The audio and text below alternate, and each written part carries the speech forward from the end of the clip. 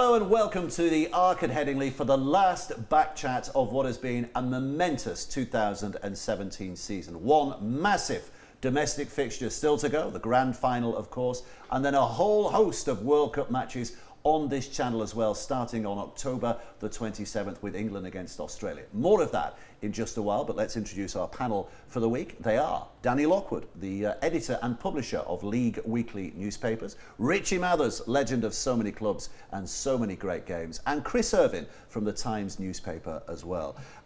So the grand final to come. Wow, we're excited because we should be excited. First against second, World Cup to come. But let's just briefly touch on what we've had this last weekend. Two fantastic semi-finals and £1 million game. Catalans survived. Chris, what do you make of that?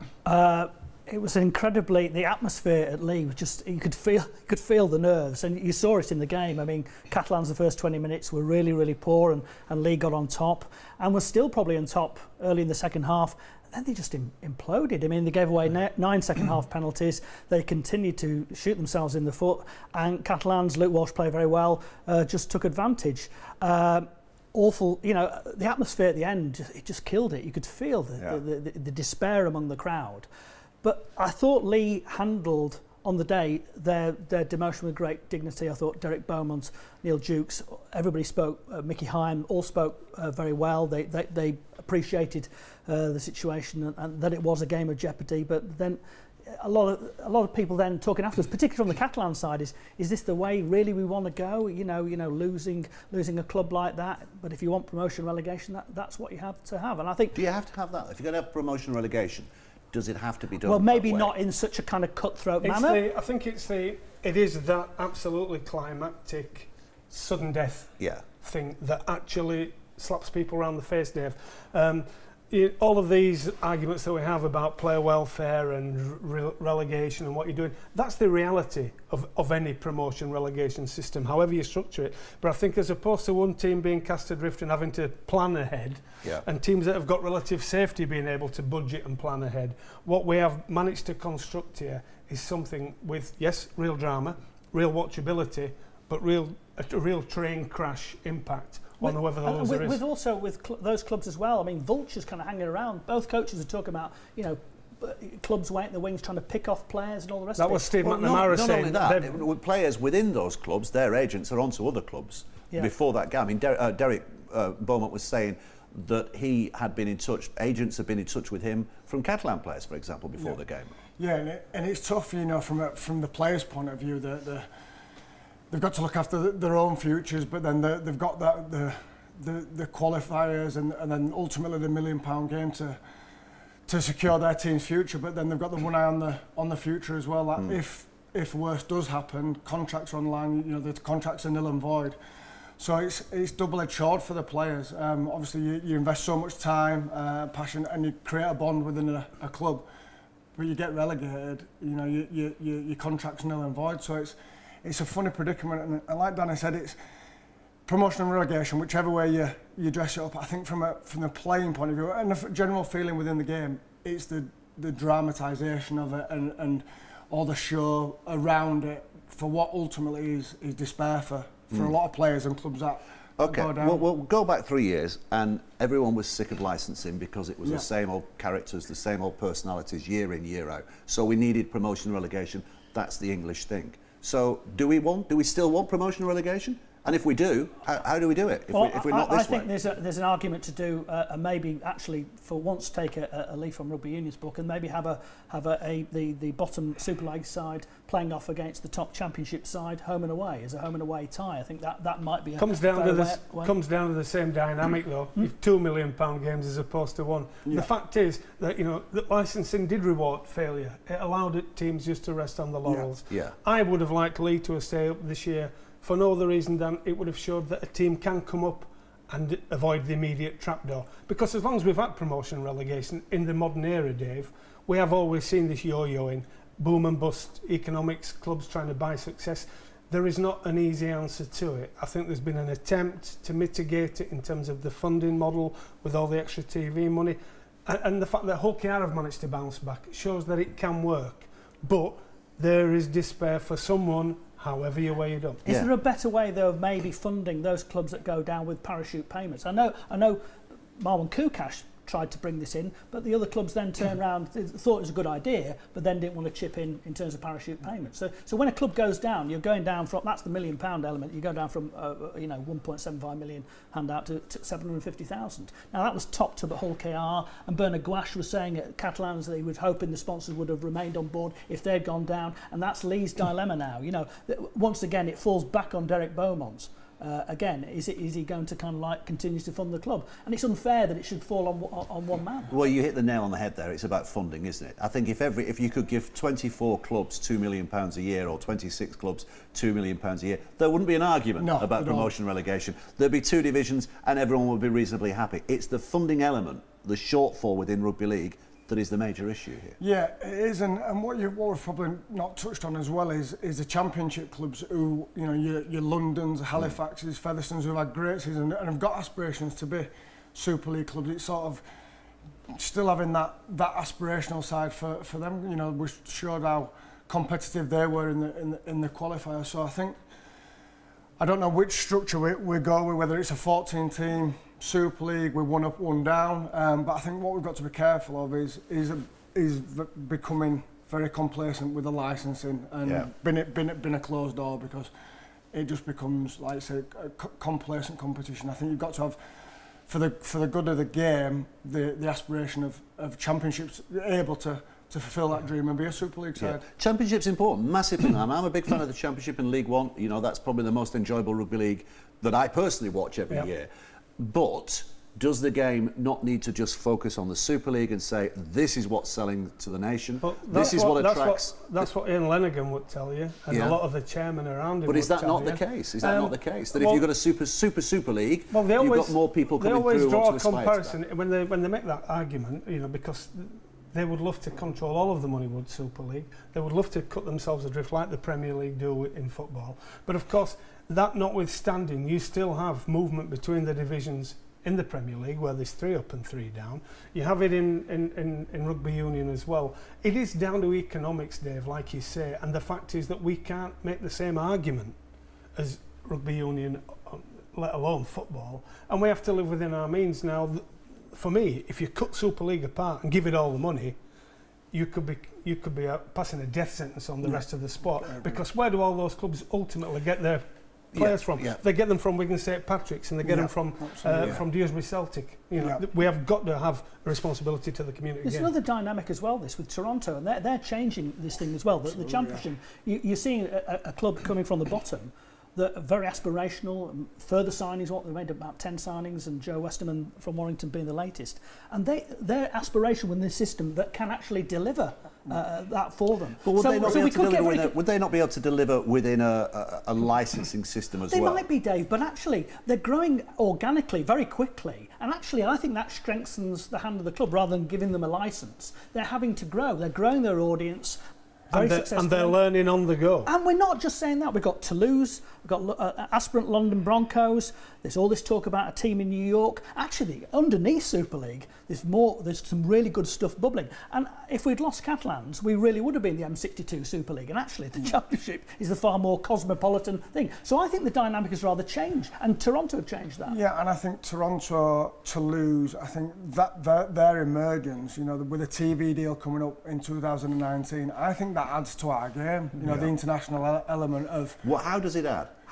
Because if you get a Toronto up there, you get a Toulouse up there, you're going to lose, I don't know, just pluck 2 names out of the air: Salford, Huddersfield, Wakefield, even a bigger club, Leeds, Warrington this year, you're going to lose 2 of those. If those 2 are coming in, you're going to lose 2 of those. Where's the attraction for TV companies? They ain't selling dishes in Toronto, they ain't selling dishes in Toulouse. Yeah, but the problem is, that if we continue with the status quo as it is, we can see we have 4 years left of a TV contract. You can see that might not be attractive to that TV company afterwards. We just don't know. But if you more attractive to a more global audience, is it Toulouse? Is it New York? Is it, and that's where rugby league has to be. Otherwise, it risks going back to a semi-professional sport. Yeah, we've got to raise the profile. It is the global sporting market. You've seen the NFL coming over and just selling out Wembley. Well, you know, that isn't a reasonable aspiration for us in Toronto or New York or Philadelphia or Boston. Even Wembley, it's not even an aspiration for us in Wembley. We can't even sell Wembley. Yeah. But you know, but you talk about losing clubs and them dropping off. Look at what's happened at Salford this week with, you know, Dr. Kukash saying he's walking away. He's obviously thrown a lot of money. I've had about £8 million that he's invested in that club, and he can't grow his fan base beyond 2,500, 3,000. Is that a Super League outfit, Dave? Well, probably not. No. Probably not. No, I think my argument with the TV deal is we get the product's there, but we make it as strong as possible. And if it has an international, I think, going back to economics, when we're around the bargaining table, we're not just beholden of one TV company. If we get interest from, you know, BT Sport have taken over the Rugby Union deal, Premier Sport, we get more than just having to go with one deal, so then that creates a bigger pot for the rest of the club. So I think for Rugby League, it's a real critical time. This you can actually remain as we are and shrink, or we take a leap of faith and go through. And the great thing about Rugby League, it is a dynamic sport. But to take that leap of faith, and this is where again an issue that is consistent in Rugby League, to take that leap of faith, you're going to have turkeys voting for Christmas. You're going to have current clubs saying, okay, but that's what we talked about in 1996 when Super League started. Same thing. Or strong leadership and compelling leadership that can make the argument and say this is the promised land. The trouble you've got at the moment is a fairly weak rugby football league, and underneath that a group of clubs who just squabble between themselves. Is that a sport going forward? Now Toronto might be able to cut through this, or Toulouse might be able to cut through this and take the sport forward. I think we're at a crossroads at the moment, and it's up to us which way we want to go. Okay. Are you optimistic about the way the game's going at the moment? Are you optimistic that there is a future, a bright future for Rugby League? Yeah, I think there is. I think, you know, we're looking forward. We've got a World Cup to look forward to. I think we've got some great talent coming through. I think this season we're seeing the benefits of the salary cap in terms of Castleford and some of the sides that have played in the top spot. I think, and I've always said it, and we'll all agree, we've got an unbelievable product. I just think we need some strong leadership for like our next direction and the next 5-10 years plan. The product's there, it just needs maturing and growing and making it as strong as possible because it's ready to take off. We are our own worst enemies at time, and we do like to talk ourselves down at time. And I think we should accentuate the positive, and we will be doing very shortly, because I think Castleford have been the success story in British sport this year, and I think they've actually, I hope some of the coaches around the game who have had disappointing seasons for one reason or another are looking at what Darryl Powell and his two half-back assistant coaches, Ryan Sheridan and Danny Orr, are doing, and saying, you know what guys, we can play this game in the model of this club. And look what sort of crowds Castleford have been pulling in this season. How easy is that? How easy? I mean, ask you as a former player. I mean, how easy is it for another club to say, Castleford have had great success, let's play like them. But to play like them, you need a Luke Gale in your halves. You need a Zach Hardacre. You need a Michael Shenton, don't you? I mean, the forwards set the platform, but it's the backs that have set the pattern for Cas. So how easy is it to replicate from another club's point of view? Yeah, I think it's incredibly tough. I think what Darryl Powell and his coaching staff have done is taken players who wouldn't necessarily got a chance. You know, Luke Gale has done it the tough way, and yes, you talk about Gale, Hardacre, McShane, but what he's created is a style and a level of skill and a brand that they know. So they've had injuries, so they've had Grant Millington playing at prop, they've had Paul McShane playing at hooker, but they all know their job, and I think to try and replicate that would be very tough because it's hours of practice, trust in the system, but having players that are adaptable. I think the job that Darryl Powell, Danny Orr, Ryan Sheridan done has been absolutely sensational because they've got a group of players there with a great team spirit, but playing a brand of rugby that I've not seen for a long time. I think there are some signs as well about for next season. If I was a St Helens Sports, I'd be quite encouraged about next season. Yeah. With the likes of Danny Richardson there, Ben Barber with a full off-season under his belt there, and a coach, I think, who wants to play that style. So I think actually that the Castleford style is going to be replicated. Well, that was the old St Helens we saw, wasn't it, on Thursday night? Yeah. That last 10 minutes, you thought, oh boy, I thought we'd put this one to bed. But you're right, Johnny Lomax back in the halves. It's taken him a little while to get back up to speed. Barber looked properly match fit. I think they laid a marker down, you're right, Chris, for next season at St Helens. I tell you, who's a real beneficiary of the Barber impact is Regan Grace, because he's kind of playing on the back of Barber, isn't he? Barber's creating a lot for it. You maybe put 5 bob on Regan Grace being top try scorer next year already. Yeah, I think. He's had a sensational season. I think what he's done as well, from when he first got his opportunity, he's developed physically. You know, he's gone from sort of a quick wing, you know, young winger, but his work out of backfield, he's strong, he's powerful. What I like about him is he's fearless as well in terms of he'll take chances. He looks full of confidence, doesn't he? And he's full of confidence, and he's got blistering pace. So I think that dynamic. We mentioned Barber, Regan Grace. You've got Tommy Makinson, who's as good a winger as you get. Their back three is sensational. And if you're confident and optimistic about Saints next year, I think you'd be confident and optimistic about Warrington having a bit of a bounce again next year. Yeah, I mean, Warrington looks like Steve Price is going to be the head coach. A lot of players are being cleared out at Warrington, and a lot of players are being signed. I think that's going to be a new era at Warrington. Post Tony Smith, difficult. After nine seasons and some huge success. But I think a new era at Warrington is going to be just fascinating. A bit of a shake-up always. Tony'd been there a long time. Any coach only has so long in them with one group of players. I think that's a dynamic that's age-old. So I think it'll be exciting times. Whether they can do what Leeds have done, from finishing where they did last year to get to second place, I don't know. But I do think that we're looking at a super competitive competition next year. Well, that is just the starter for this week's Back Chat. The prawn cocktail, if you like. Coming up next is the beef Wellington with the roast potatoes and a mixed veg and maybe a bit of bread on the side as well with slathers of butter. Part 2 of Back Chat is coming next, when we'll be talking about the grand final.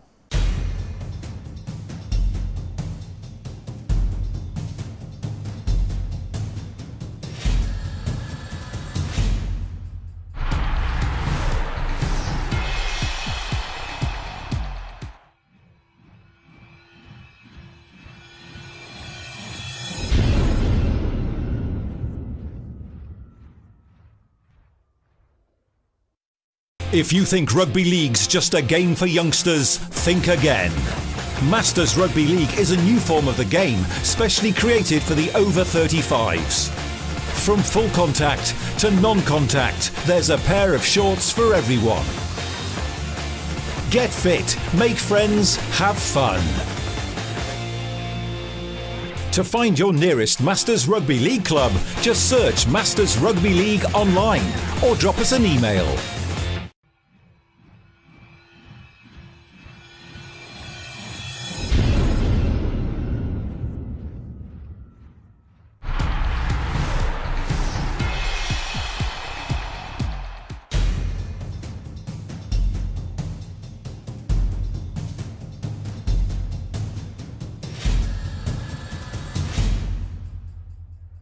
So welcome to part 2 of Back Chat. We've talked about lots of things in part 1, but there's just one lingering topic still to tackle. The grand final, and it could be one of the great grand finals this year, couldn't it? 2017, Castleford there on merit, the superstar team of the year. Leeds, who've kind of slipped under the headlines a little, but are there again on merit, having finished second.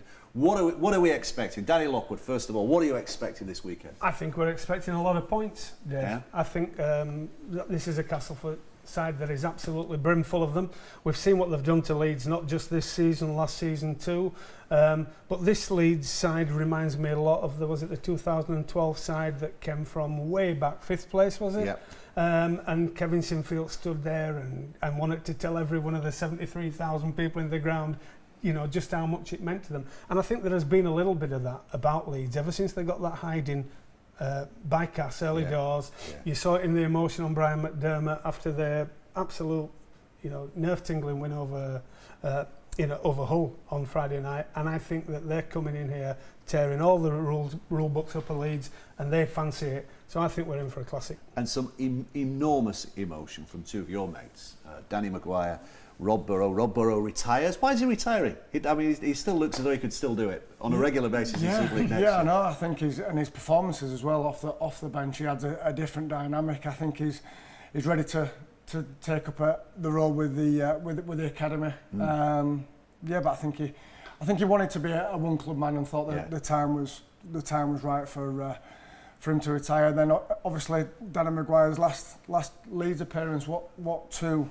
stalwarts of the club and two greats. I think the grand final's littered with subplots, and you look at Castleford and the number of players that have got Leeds connections and let go of McShane, Hardacre, Gale. You know, I think it's got lots of subplots, but it's going to be an absolute cracker. Yeah, and the emotional added to by the fact that Darryl Powell actually brought those players in, didn't he? And it was you were amongst that crop of players that he brought through. And I always say this, and you know, Tony Smith won the grand final in 2004, but if it hadn't been for Darryl Powell's foresight and Gary Etherington's backing back in 2002 to make that decision to, with the greatest respect, get rid of all the old guard and the deadwood and give all us a chance and all the young kids, and sort of endure a little bit of pain, and ultimately probably cost him his job in the end, because he didn't deliver. We were one game off getting to the grand final in 2003, but it was Darryl Powell's decision to bring that crop through. So he did a lot of the groundwork.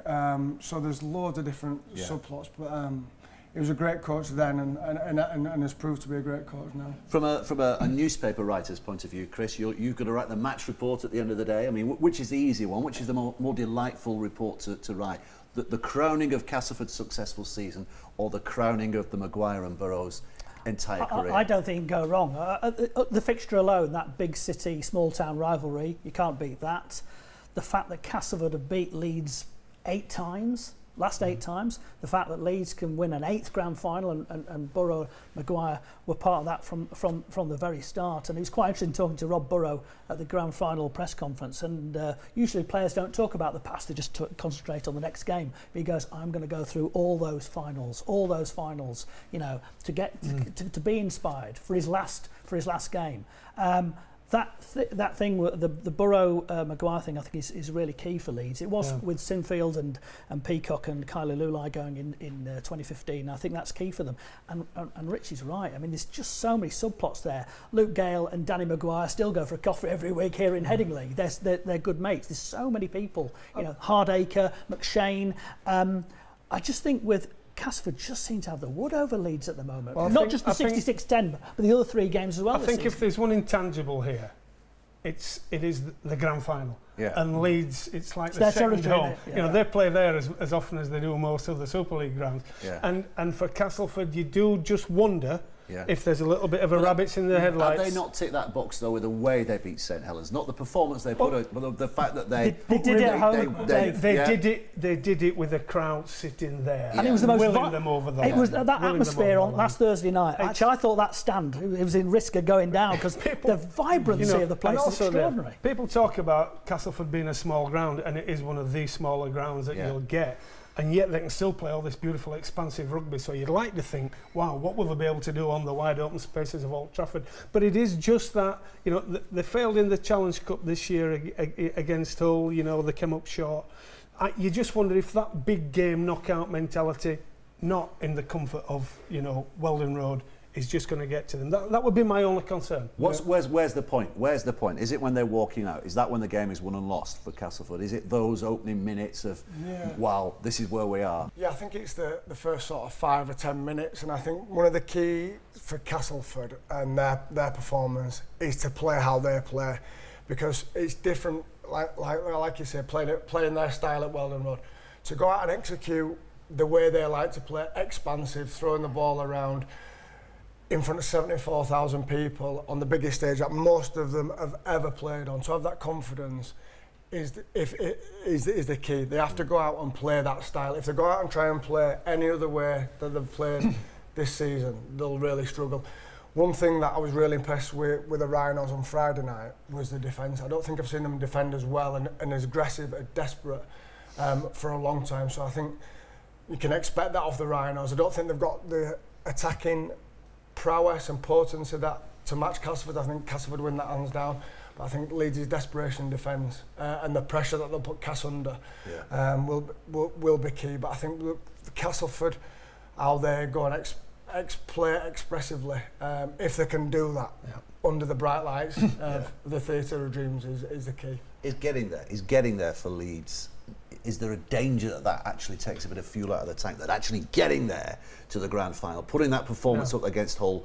No, because you saw that in Brian McDermott's face, didn't you, afterwards? I think, this is one of those big, you called us all this and that when we lost that 66-10 scoreline to Cass. I think that seems to be the sort of reserve fuel in the Leeds Rhinos tank, doesn't it? They'll have nothing more than coming back and proving a point. And so I think this is their ability to rubber stamp that point, Dave. So I don't think there's any danger whatsoever. Leeds' season this year, again, is that another argument against the middle eights? Because, and it's a point that Steve McNamara made, and I thought it was a really salient point. If you're going to have a sport that has a salary cap, then don't have this relegation as we have it at the moment, because the salary cap was brought in to make everyone level. You could finish bottom one year, you could finish top the next. That's the big dream. So, if Leeds had been relegated last year, we're missing out on a potential grand finalist. Yeah, well, and Steve's point was, if you want promotion, relegation, gloves off and spend what you like. Yeah. You can't have equality and there and then have £1 million game that just is in all the jeopardy with that. I think the Leeds story is this season is so much about last season. And learning from last season and drawing a line in the sand and going forward. They scare themselves half to death. Warrington will have, and I think Warrington will be the stronger for it, just like Leeds have been this season. But didn't. But Casford, on the other hand, they again have grown organically through Darryl Powell's appointments. Darryl apparently sat the players down in November and kind of like said, right, he set 3 things out. I think they were League of Shield, Grand Final, and beat an Australian team, probably in the World Club Challenge. They've ticked one of those boxes so far. But the point he made apparently with the players was, we're going to play our way, and that's what they will do. And if they play their way to their capability, they will win the Grand Final. They don't know another way of playing, though, do they? To be honest, I mean, someone like Grant Millington and Paul McShane, who I think have been an absolute revelation. When we saw them last season playing in the halves, Adam Milner, for me, has just been wow. He thinks he's about 6'9", doesn't he? He got back to make that tackle on Makinson. Yeah. Then he's next scoring a try. He was brilliant. I mean, he's one of those players. Somebody said to me, he's a bit like Ellery Hanley. Is he offside half the time? But he's always there, isn't he, Alan Milner? And and he was the hooker, wasn't he? And now he's a great back row forward. Yeah, he's kind of reinvented himself. He has, and I think going back to the Castleford and the way their style is, and how good defences are and how structured they are these days, and all the video analysis. When Castleford are on, you can't defend against them. I've watched them and summarised live. When they put their players on and their set players, you can't defend. It's they're guaranteed pretty much 9 times out of 10 to score, because they manipulate numbers, they get to the right player. This level of skill and timing of pass, even down to the speed of the ball is unbelievable. Yeah. So in an age where we've gone real defence oriented, very NRL, wrestle. Castleford have thrown that out the window and they're just blow teams away. But it can go wrong, can it? It went wrong with Ben Roberts in the second half in the semi-final. He was all fingers and thumbs, and a spanner can be thrown in the works. And it is this thing about in the head, and Leeds is midden into Old Trafford, and that's why you can't with any confidence predict the results, and that's how it should be. And people are talking about being the Leicester City of rugby league. It's a tight old cliche now, but they're not, are they? Because at the start of the season, they expected to do well and win it, and I think a lot of people also expected them to do well and win it. I don't think it's unexpected, because I remember there was a ball bloke looked a lot like me, sat in his chair at the beginning of the season and said, Melbourne for the NRL, Cass for the well, if you final. Predicted it, then it's obviously very predictable. No, because I think the only caveat was that could they stay fit? And they've had not just a great 13 or 17. They've had a good squad of 20 guys that have stood up when the big names have dropped out. And Jake Truman is a classic. And they've still stayed true to that philosophy of how they play. And I think that actually speaks volumes for the seasons ahead. Yeah, and like you say, when it sticks, that game against Leeds. That was a massive game for both clubs, I thought. When was it 60 odd points? 66-10. Because it won. I think it gave Castleford the absolute confidence. Yeah, we can do this. Yeah. and kick them on. But I mean, it was a big game for Leeds as well, wasn't it? The way they responded to that was terrific. I mean, I remember interviewing Brian McDermott straight afterwards, and Daryl Powell said, we're not going to get carried away by the scoreline. Yeah. And Brian McDermott said, we're not going to get carried away by the scoreline. And that week said, we can make a grand final. Yeah. And the way they responded to that was terrific, Leeds. And it could have gone either way as well. You know, that it was demoralising. But knowing the Leeds way, knowing the club as well as I do, I know that group of players would have had a really frank and honest conversation. Brian McDermott is like that.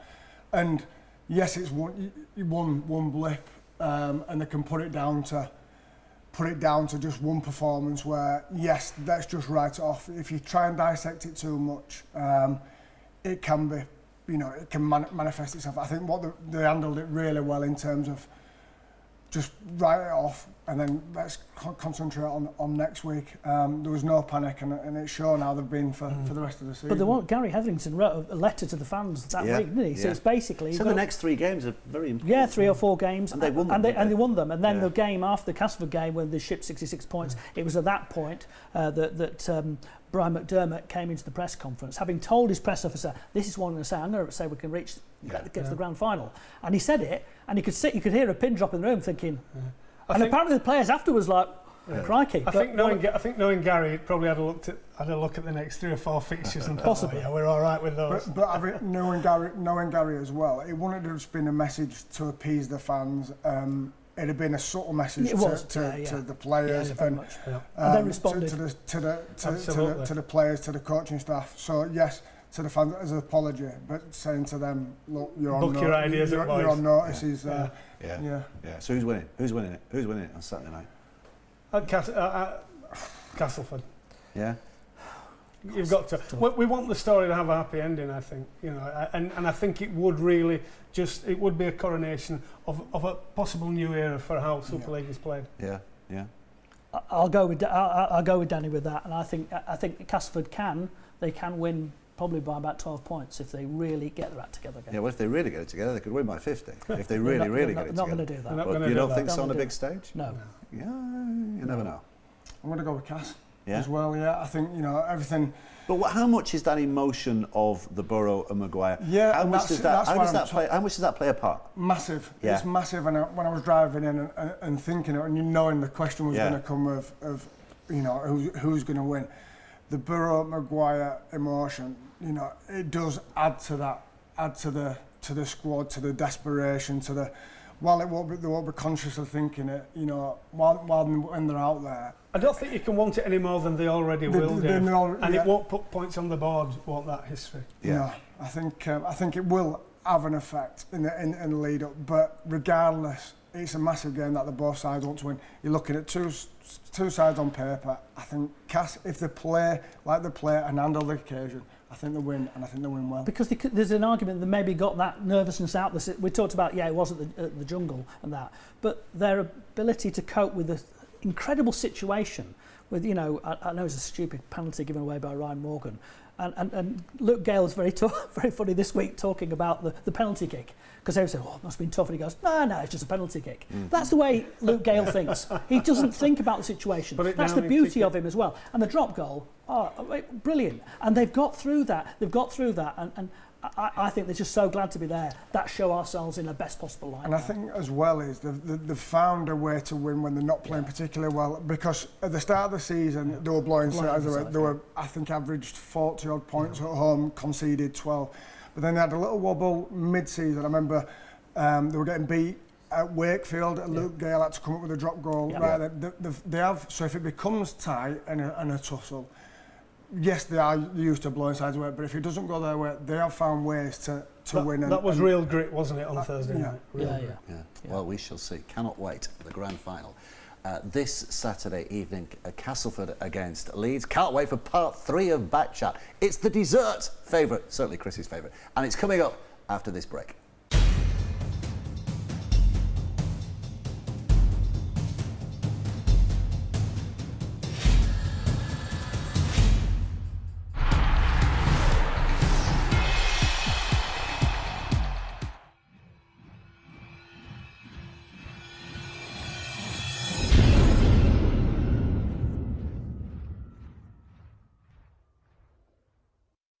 If you think Rugby League's just a game for youngsters, think again.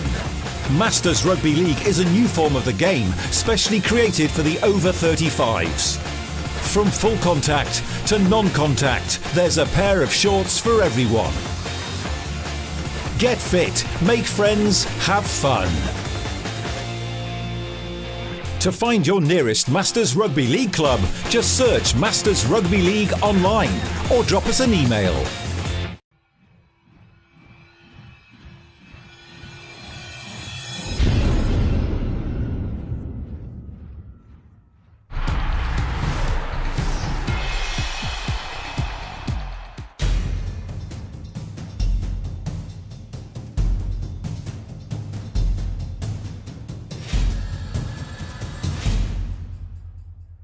So welcome back to part 3 of Backchat, our final part in our final programme of the season. But there is still a lot of rugby league to look forward to, isn't there? That World Cup is coming up, steaming up on the outside.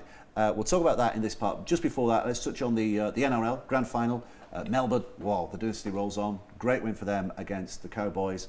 And it's those 3 players again, isn't it? You know, your Slater, your Cronk, your Cameron Smith. They're a delight to watch. Yeah, just sensational. A sensational club and consistently been brilliant for the last 10 years. And I think them 3 will go down as immortals. I think Cameron Smith, just a sensational player. Billy Slater won the Clive Churchill medal. But I think just the Melbourne model and how they produce players, and with the greatest respect, some journeymen to supplement the big 3, is unbelievable. In a salary cap sport, I think they're shining light in Australia as an organisation. I think they leave no stone unturned in the preparation, and to win it and win as they do consistently and perform well. They've been so good this year. They've actually been boring. But that's what they do. I didn't think it was a great final. I don't know how Billy Slater won the Clive Churchill actually, because Cameron Smith was just he owned the stadium, and you know, he's just the most fantastic journeyman ever, because he's not got blinding speed. He's not big. No. He just does everything right. He just does not make a mistake, and I think that he is the perfect model of a rugby league player. And I thought, you know, so it was a disappointing final because Melbourne just so owned it. But I think if I'm Wayne Bennett and the England coach looking at that, I'm thinking, oh dear. Well, I mean, Billy Slater, I think it was 2008, wasn't it, when he burst onto the international scene. He scored a hat-trick at Melbourne, as dusty memory serves. We thought we'd seen the back of him 2 years ago. I mean, his is an amazing story. To recover from that shoulder injury and to get back to the point where he is, that is an amazing story. I think even he thought his career was at an end. And to respond the way he did, it's just a sign of just not just his ability, but as a champion player, but a champion person, really. And that's what those guys are. They are great people. And Cameron Smith is not just an authoritative figure on the field. He's one off it as well. I mean, just every option he does is right. And Billy Still's just such an exciting player. Cronk, just pivotal to them. I think the other thing about Melbourne, when we were talking in part 1 about about the Torontos and all the rest of it, they are an expansion club. They're the expansion club. As was North Queensland as well, of the sport, and that is the dominant force. They dominated like Castleford, and then they went and dominated the grand final. I don't know if it's an omen for Castleford at the weekend, but they are boring, but they're blooming entertaining, boring to watch. They really are very good. And looking to the World Cup, Dave, it isn't just Smith, Cronk and Slater for Australia. I thought Toho Harris was absolutely huge. I thought Jesse Bromwich was looking back at his best again. We might not play New Zealand, no. We might, if we beat Australia in that first game, we might just get to them in the final. We could. I'm not betting with your book. No. Seriously, no Thurston, and that obviously, or Scott for that matter, for the Cowboys. So that it's cost them, hasn't it? You put Thurston and Scott in that team, and it might have been a different final. You take them out of an Australian team. Have we got a chance this time? I'm talking about England now, because obviously Welsh, Scottish, and Irish viewers as well. But from an England point of view, have we got a chance? Yeah, I think we have. I think what they've created over the last few years has given me great hope. I think we've got fantastic forwards. I think we've got 2, if you're assuming Widdop and Gale, Widdop's had a sensational. Is that nailed on though? Because I mean, the last Four Nations, it was a different half-back partnership every game. Do you think he'll be nailed on with Gale? I think so, and I think Wayne needs to nail it. I think you can't go into a World Cup chopping and changing. I think you need to have your spine 1, 6, 7 and 9 set and trust them. And but I think Widdop's had a sensational season in the NRL. Luke Gale is pretty much nailed on for the Man of Steel. I think that our halfbacks are as good as any on the back of a great forward pack. Yeah. I think we've got a genuine chance. I think going to Australia and playing Samoa in the mid-season, having that experience of the travel, going and playing in a hostile environment was a raging success. I know Kevin Sinfield and Jamie Peacock meticulously planned the camps, and they're having a 10-day lead up build up to the World Cup. I genuinely feel this is our time. I think it has. Well, I think it probably has to be as well. I agree with this thing about spine. To me, it has to be Hardacre, Widdop and Gale, and O'Loughlin at 13. I think they will be the key to that side. Who would you have as your hooker? I personally would have James Roby, but I think he'll probably go with Hodgson. Roby on probably, yeah, probably. Because you could bring Roby on and Hodgson. I just think Roby once again in the semi-final just showed what will not just influence. Yeah, he's our Cameron Smith to me. So. He's come back. He has just blossomed again under Justin Holbrook, I think, as James Roby.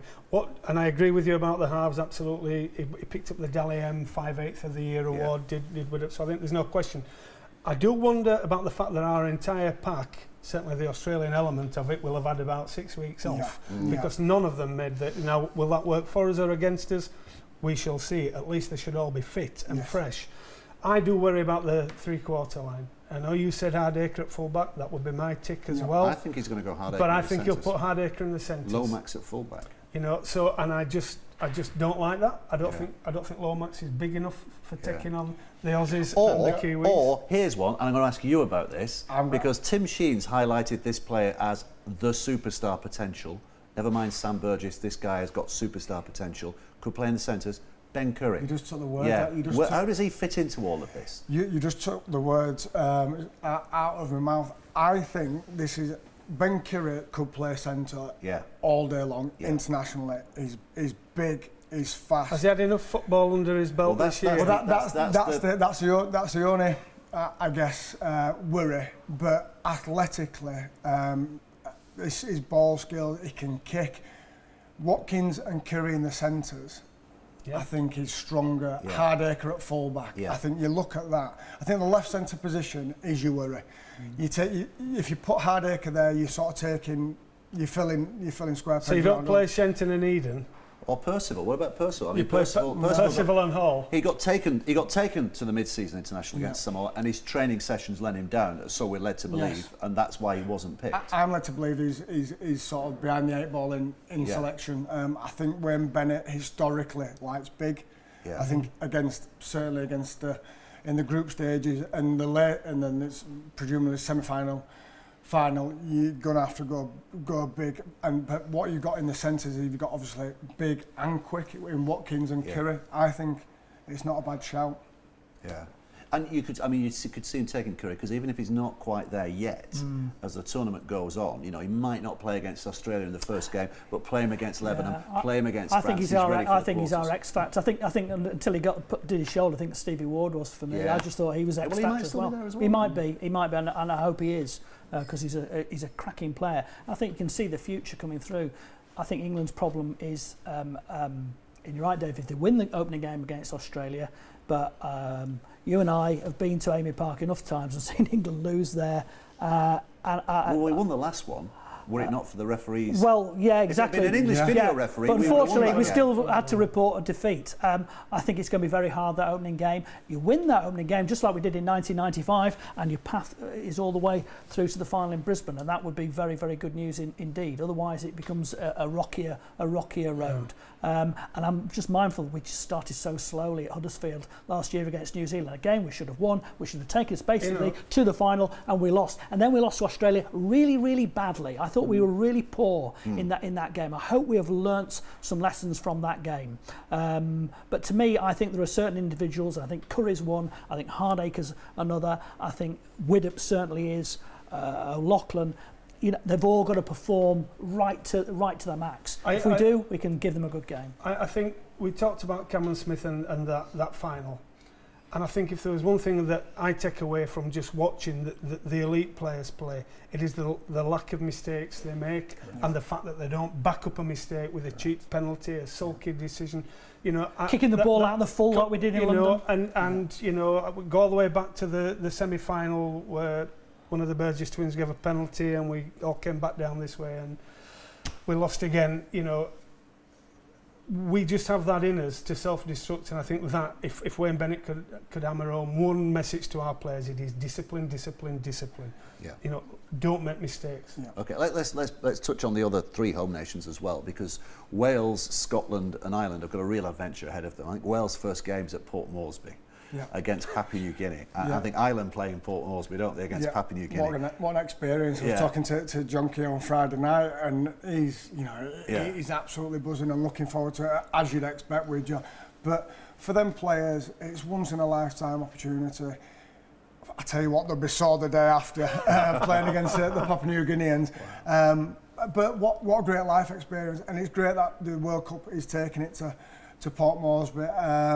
I don't envy them playing against it, but yes, I think they've got a good chance. I think they'll go with the other nations we're talking about with obviously less pressure, but they can go and express themselves. Yeah. What I can gather from Scotland had a great four nations last year. They did, and they I think they've got two matches in Cairns, haven't they? They played their opening game, or the second game is against New Zealand, but they've got Tonga and Samoa in Cairns during the afternoon.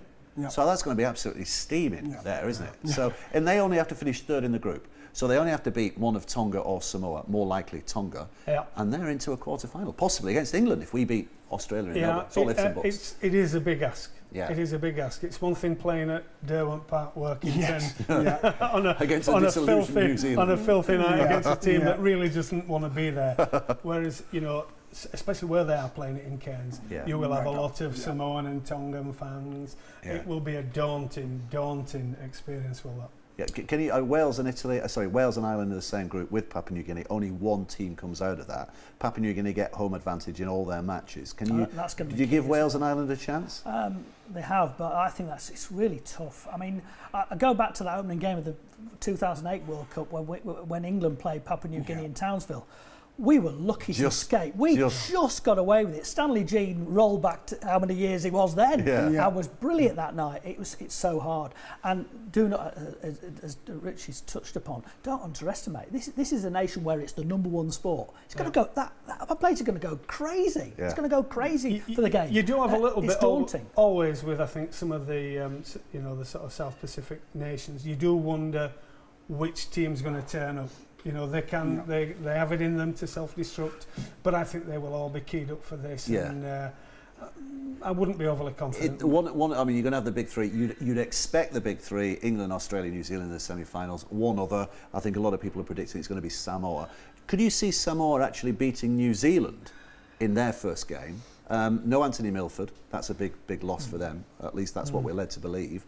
But is there a breakthrough team? Could there be a breakthrough team in a final? I find it difficult. I find it difficult to see that. I just hope that whoever gets to the semi-final is competitive, unlike Fiji last time. I just hope that someone makes a mark on the competition so that we get two proper, legitimate semis. Yeah. I think if Samoa could beat New Zealand first up, that really would put the cat among the pigeons. Well, they nearly did. Well, then we wouldn't want to be in the four nations. Last time we had the four nations down under, we were only a whisker away from being beaten by Samoa in Brisbane. New Zealand were only a whisker away from being beaten by Samoa. Could easily have been in the final of the four nations last time. So who knows? Yeah, and I think the fact that they've played a game already earlier in the season, the cohesion, and again the talented bunch, big, strong, aggressive. There's no reason why, one-off game, shock, surprise, it'd be a fantastic story for one of them Pacific nations to get in there. Sean Long's assistant coach, isn't he, again, of Samoa, and Ben Roberts is going to be a better player than he was in the Four Nations because he's developed. He's had a great season with Castleford. You've got Brian McDermott with the United States. The big from those of us who are going down under to watch it, the big regret is that we can't get from game to game. because it's such a big country. But of course, well, big three countries. It's all over the place. Isn't it? You get to see every game. Which is fantastic, and it's going to be a great tournament. And you know, I think it'll be a platform for the next tournaments in this country, you know, in 2021 as well. Yeah. So, and the great thing about the World Cup, and we're mapping forward to the 2025 World Cup, you know, potentially in North America. So it's good to look ahead as well. It's going to be important for the game, important for the growth of the game as well. Yeah. Well, that's as far as we go for this week's Back Chat. Just a final reminder that every single World Cup match is live here, right on this channel, either Premier Sports or on Free Sport. And it all starts on October the 27th, England against Australia in Melbourne. And then it goes through to December the 2nd, the final itself, every single match right here. You'll have to set your alarm clock early for some of those, but it'll be well worth it. Wales, Scotland, Ireland as well. And if you want to find out more details about that, this is where to look. The website, there it is, www.premiersports.tv. That's www.premiersports, don't forget the final S, .tv. So thank you very much to everyone who's taken part in Back Chat this year. Thanks to you as well for watching. I hope you can have a great Grand Final and a great World Cup. It just leaves me to say thank you to Danny Lockwood, to Chris Irvine and to Richie Mathers, and we'll hopefully see you next year.